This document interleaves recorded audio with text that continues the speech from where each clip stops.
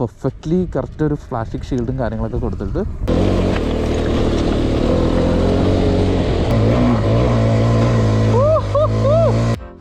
Finally നമ്മുടെ എക്സ്പൾസാണ് ഇവിടെ ഉള്ളത്. അപ്പം ഇതിൻ്റെ ഫസ്റ്റ് ഇംപ്രഷൻ എന്ന് പറഞ്ഞു കഴിഞ്ഞാൽ ഒരു അപ്രൈറ്റ് ആയിട്ടുള്ള ടാങ്ക് വരുന്നുണ്ട്.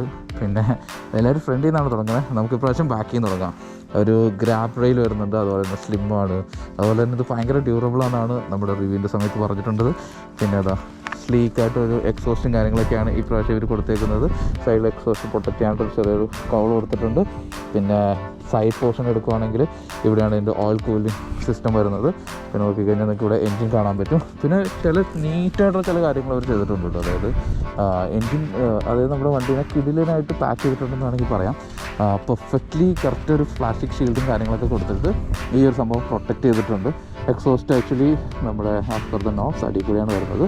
പിന്നെ ഒരു തിൻ ആയിട്ടുള്ള ഒരു ഷാസിയും കാര്യങ്ങളാണ് കൊടുത്തിരിക്കുന്നത്.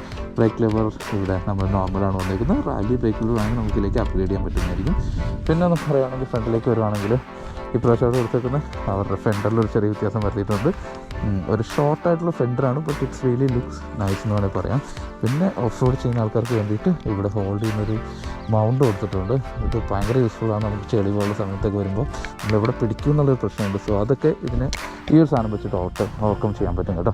പിന്നെ മിററിൽ ഇവിടെ ഒരു ചെറിയ ബെൻഡിങ് കാര്യങ്ങളൊക്കെ കൊടുത്തിട്ട് പുതിയൊരു ഷേപ്പും കാര്യങ്ങളൊക്കെയാണ് കൊടുത്തേക്കുന്നത്. ഒരു ടോൾ വൈസറാണ് കൊടുത്തേക്കുന്നത്.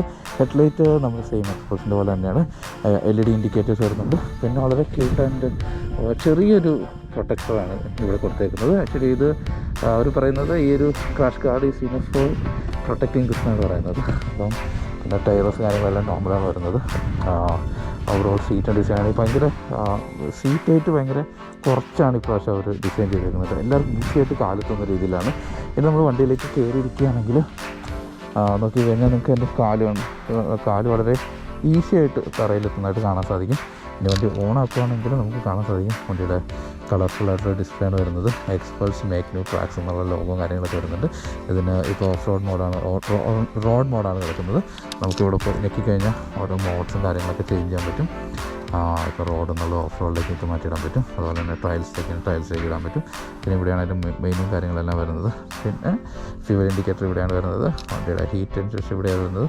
പിന്നെ RPM-ത്തിൻ്റെ ഇൻഡിക്കേറ്റർ ഇവിടെയാണ് വരുന്നത്. ആക്ച്വലി ഒരു നീറ്റ് ആൻഡ് ക്ലീൻ ആയിട്ടുള്ള ഒരു ക്ലസ്റ്റർ എന്ന് പറയാം. It's not a very big thing, പക്ഷേ സംഭവം വളരെ നീറ്റായിട്ടാണ് അവർ കൊടുത്തേക്കുന്നത് കേട്ടോ. പിന്നെ ഇവിടെയാണ് മൊബൈൽ ഫോണിൻ്റെ ചാർജർ വരുന്നത്. പിന്നെ ഇവിടെ ഹസാർഡ് അവർ ഇൻബിൽറ്റായിട്ട് ആഡ് ചെയ്തിട്ടുണ്ട്. അതിനിവിടെ ഒരു സ്വിച്ചും കാര്യങ്ങളൊക്കെ കൊടുത്തിട്ടുണ്ട്. പിന്നെ വണ്ടിയുടെ ഓൺ ഓഫ് സ്വിച്ചും കാര്യങ്ങൾ ഇവിടെയാണ് വരുന്നത്. ഗിയർ ഇൻഡിക്കേഷൻ ഇവിടെ വരുന്നുണ്ട്. പഴയ എക്സ്പോസ് പോലെ നമ്മുടെ ഗിയർ ഷിഫ്റ്റിംഗ് വരുമ്പം ഗിയർ ഏത് ഇൻഡിക്കേഷൻ പൊസിഷനാണ് കിടക്കുന്നതിനുള്ള ലാഗും കാര്യങ്ങളൊന്നുമില്ല. പക്ഷേ വളരെ ക്വിക്കായിട്ടാണ് അവർ ആ ഒരു ഇതാണ് ന്യൂട്രലായി ഫസ്റ്റ് ഗിയർ ക്വിക്കായിട്ടാണ് ഇവിടുത്തെ ചേഞ്ചും കാര്യങ്ങളൊക്കെ കാണിക്കുന്നത്. നമ്മുടെ ഓൾഡ് എക്സ്പൾസിൽ അത് മാറാനായിട്ട് ചെറിയൊരു ലാഗും കാര്യങ്ങളൊക്കെ ഉണ്ടായിരുന്നു. മിററിൽ നോക്കിയാലും അത്യാവശ്യം നല്ല വിസിബിലിറ്റിയും കാര്യങ്ങളൊക്കെയാണ്.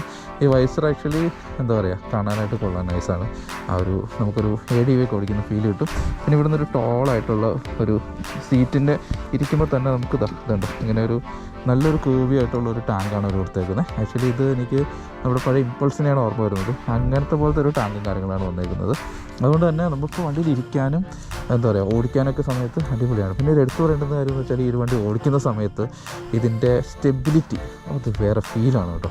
നമ്മളിത് കുറേയധികം ഗ്രാവൽസ് കൂടെയൊക്കെ ചുമ്മാ ചറവറാന്ന് ഓടിച്ചു, പക്ഷേ സ്റ്റെബിലിറ്റി അടിപൊളിയാണ്. വണ്ടി ഇങ്ങനെ കയ്യിൽ പോകാത്ത രീതിയിൽ വണ്ടി ഓട്ടോമാറ്റിക്കലി ഭയങ്കര സ്റ്റേബിളാണ്, ഭയങ്കര നൈസാണ്, അടിപൊളിയാണ്, ഒന്നും പറയാനില്ല അക്കാര്യത്തിൽ.